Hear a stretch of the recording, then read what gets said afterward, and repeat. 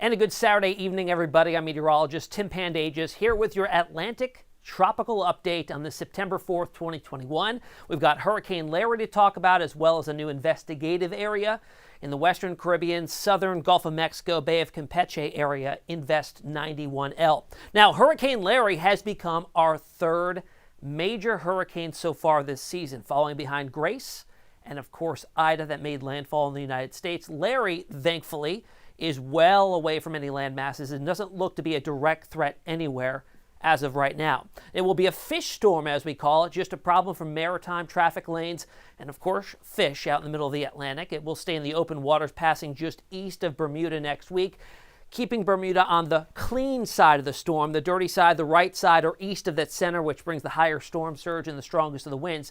Still going to be windy, still going to bring impacts likely to Bermuda, but at least it'll be to the east of the island, bringing those winds a little bit less than what would be on the eastern side of the actual storm center.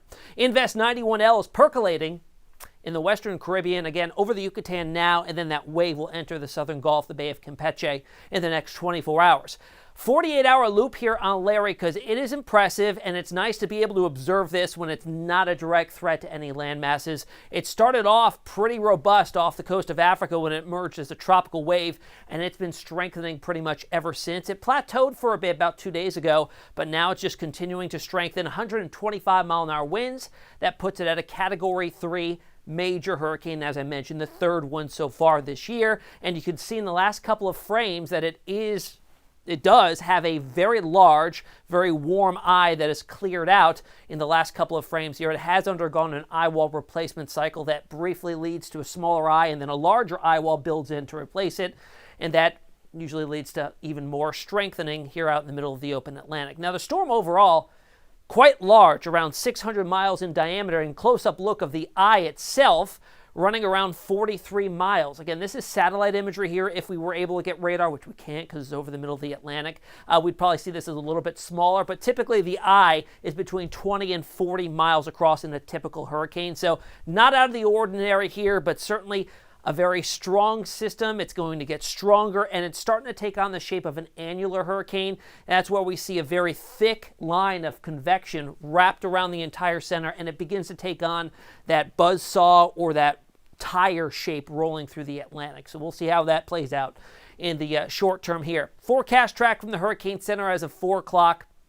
14-mile-per-hour forward movement, so not nearly as fast as it was. Pretty low pressures, too, at 958. You'd expect that for a major hurricane. Expected to strengthen, though, up to a Category 4, possibly peaking at around 140-mile-per-hour sustained winds. There's Bermuda, forecast to track just to the east of the island there. It's very rare to get a landfalling hurricane on the island. I mean, you got to look at it. Look at the size of the nation. It's very small. It's an island in the middle of the Atlantic, and these storms have to pretty much, thread the needle and hit the bullseye. And in fact, that happened last year with Paulette that made direct landfall in Bermuda. There's only been a handful of storms here in the last century that have done so. So we'll likely still see some impacts here as we go forward. So why is the track the way it is with Larry? If you remember a couple days ago, there was some speculation with some of the models hinting that maybe it's going a little bit farther west. That looks very unlikely that it does so, and here's why. The overall atmospheric setup is favorable for this to lift north and stay away from any land aside from Bermuda with some glancing impacts.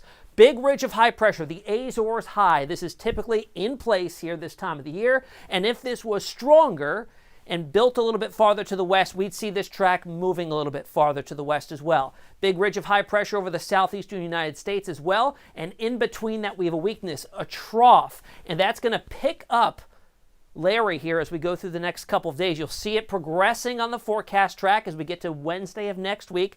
Still got that ridge of high pressure here trying to nudge its way westwards. That may push it maybe a little bit closer to Bermuda, but then it gets picked up by an incoming trough, a frontal boundary here, and it absorbs it and then lifts it to the northeast rapidly, and then eventually into the cooler waters in the North Atlantic, keeping it away from the United States, but potentially impacting Atlantic Canada here in the next week and a half. Models are all on board with this. We're looking at the GFS ensembles here. All members do keep it along or just to the east of Bermuda. Some actually do bring it towards Bermuda, so certainly something to keep an eye on there.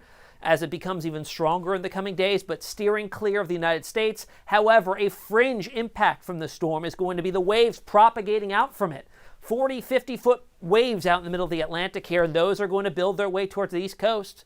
So coastal erosion, high surf, rip currents, already going to be building on in here in the next 24 hours or so.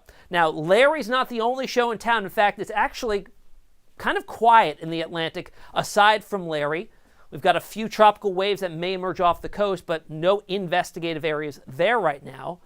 We do have one, though, here over the Yucatan. This is what we were talking about earlier, Invest 91L.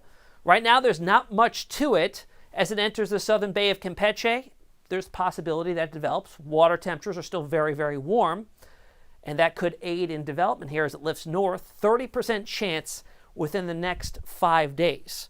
Here's a look at it on infrared satellite. It's pretty much just an open wave, a tropical wave here, moving on through, and then once it gets to the open waters again, it could develop. Models struggling with this because we don't have a closed center of circulation.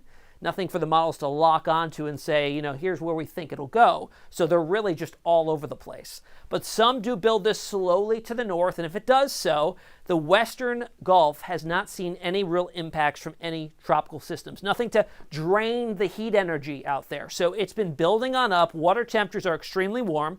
Ocean heat content extends down to a depth. So if a storm was to build over here, there's a possibility it could take advantage of that and build its way northwards through that warm water. Some take it over the eastern Gulf, which obviously some of that heat energy was taken out from Hurricane Ida, but water temperature is not all that much cooler, still in the mid-80s. So here's what I think may happen here as we go through for 91L next week. We're going to have a ridge building over the Rockies. And what that's going to do is going to force a slowing and forward movement of a potential system in the Gulf of Mexico. So it'll slowly build its way north. As it encounters that ridge, think of the ridge as a mountain of air. This cannot climb that mountain. So it's going to slow down and potentially even stall out somewhere along the Gulf Coast. This could present an increased risk for heavy rain and flood potential. We'll have to keep a very close eye on this as we head into the middle of next week. So until next time, any further developments, of course, we'll have a video for you, but you can always find us on social media, on Twitter, Instagram, and on Facebook. Enjoy the rest of your Labor Day weekend.